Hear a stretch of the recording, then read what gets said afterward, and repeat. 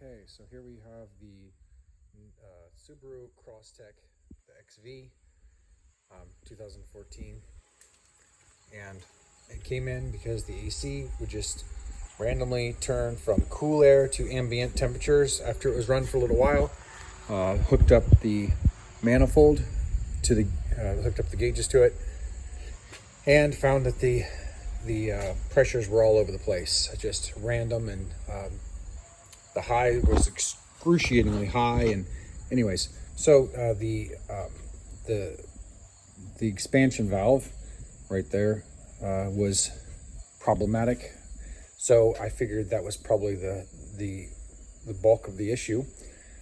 So changed that out, repressurized the system, and the gauges and everything were perfect, textbook, no problems. Ran the vehicle as cold as ice, 40-degree temperatures, no problem. Put everything in just exactly as the manual said.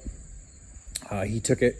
The customer took it, and on his way home, it was about 20 minutes into his drive, I think, he said that the temperature once again turned ambient. So well, okay, we must not have got the issue. So brings it back in. I put the gauges on. This time the gauges are not all over the place. The gauges are exactly where they should be.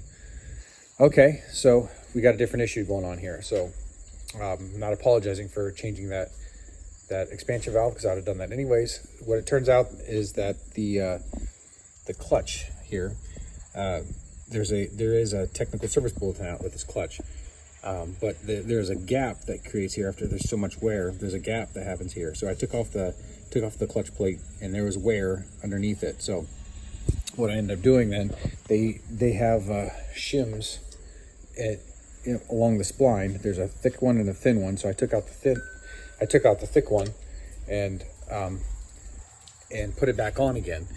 And before I did that, it was, you could when you were running the AC, you could tell that it was trying to engage, but it wouldn't fully engage because of the it wasn't strong enough because the gap was too wide. So took it out, took the shim out, put it on, and it would engage a lot easier.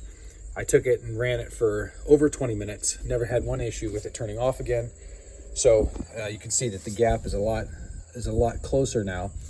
So I gave the customer the option to just let it run, because not like it's going to hurt anything by running it this way. Don't know how long it could potentially function this way, but doesn't have anything to lose at this point, other than we know what it is now. It's that clutch, and you can't really just buy the clutch, because they have redesigned the compressor, so the clutch is not even available. At least I have no availability to it. So anyhow, that's the story.